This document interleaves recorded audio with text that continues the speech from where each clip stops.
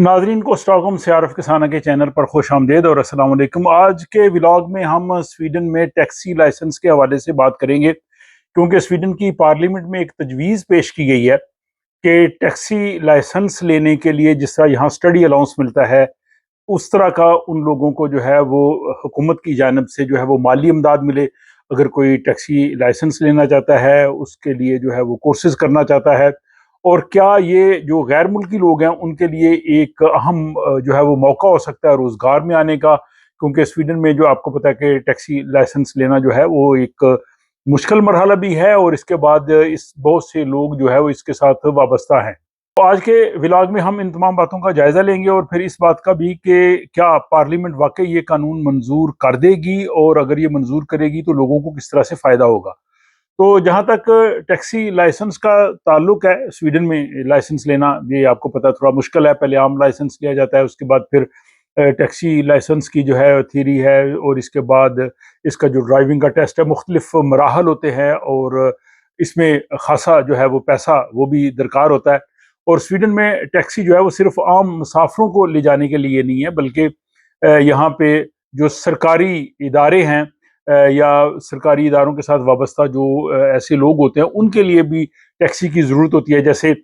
जो बच्चे स्कूल पढ़ते हैं, बाज़-औक़ात मखसूस बच्चे जिनको स्कूल के आने जाने के लिए जो है वो उस टैक्सी की ज़रूरत होती है। फिर इसके अलावा जो मरीज़ जिन्होंने अस्पताल में आना जाना होता है, उनके लिए ख़ुद जिसको स्वीडिश में कहते हैं, वो यहाँ पे होते हैं। और फिर वो ख़ुसूसी अफ़राद जिनको हुकूमत की तरफ से जो है वो टैक्सी की सहूलत मिली होती है, जिसको फैडशेंस कहते हैं। अब ये तीनों चारों जो शोबे हैं ये बड़े स्पेशलाइज्ड हैं। ये टैक्सी लाइसेंस लेने के बाद इनकी मजीद जो है वो ट्रेनिंग होती है, क्योंकि ये बहुत ही प्रोफेशनल लोग होते हैं। तो इस तरह से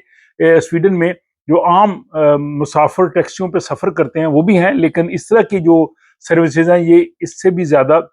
स्पेशलाइज्ड हैं, और यहाँ तक पहुँचने के लिए नए लोगों को काफ़ी रकम दरकार होती है। तो इसलिए जो इस वक्त स्वीडन की जो हुक्मरान जमात है, उसके एक मेंबर पार्लियामेंट है मैग्नुस रेसारे, उन्होंने ये एक पार्लियामेंट में तहरीक पेश की है, मोशन दिया है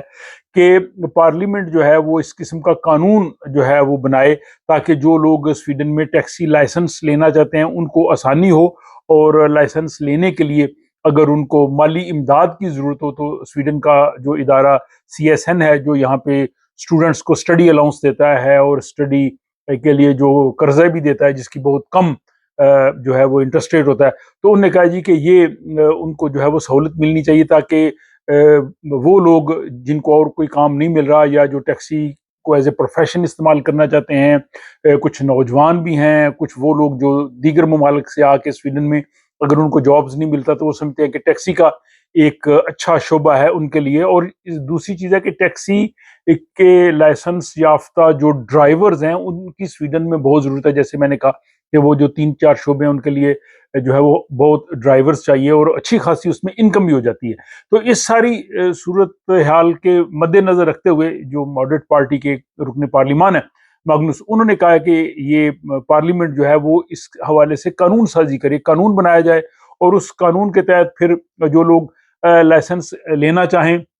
उनके लिए जो ट्रेनिंग का इंतज़ाम हो, या जहाँ जैसे यहाँ पे मुख्तलिफ इदारे हैं जो वोकेशनल या हुनरमंद लोगों को वो चीज़ें सिखाते हैं, उनकी तालीम का बंदोबस्त होना चाहिए, और उसके बाद वो टैक्सी के लाइसेंस तक पहुँचने के लिए उनको वो तमाम मराहल में जो है रहनुमाई दी जाए। उन्होंने कहा जी कि इस तरह से हम एक तो स्वीडन में जो हमें प्रोफेशनल टैक्सी ड्राइवर्स हैं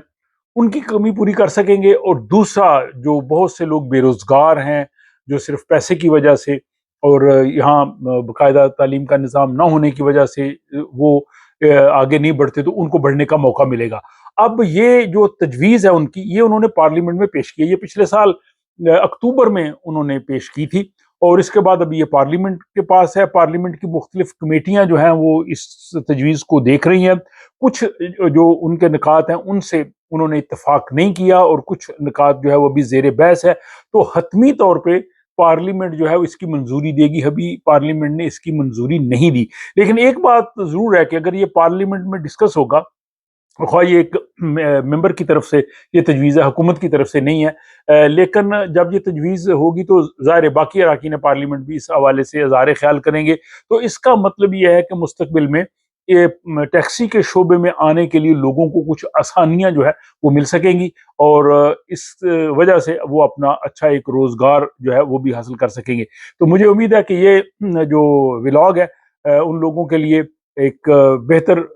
معلومات ہو سکتی ہیں جو مستقبل میں سوچ رہے ہیں کہ وہ ٹیکسی کے شعبے کو جوائن کرنا چاہتے ہیں، لیکن مالی دشواریوں کی وجہ سے وہ یہ سب نہیں کر پاتے، اور یا اس میں جو تھوڑی باقی رکاوٹیں ہیں وہ بھی وجہ سے نہیں کر پاتے۔ تو اگر یہ قانون جب بن گیا تو پھر میں اس کی تفصیل جو ہے انہی ولاگز کی صورت میں آپ کی خدمت میں پیش کروں گا۔ اپنا خیال رکھیے، اور ان ولاگز کو پسند کرنے کا بہت شکریہ۔ پسند آئے تو دوست احباب کے ساتھ آپ شیئر کر سکتے ہیں، اس چینل کو سپورٹ کرتے رہیے، اور انشاءاللہ آپ سے ملاقات ہوتی ہے اگلے ولاگ میں۔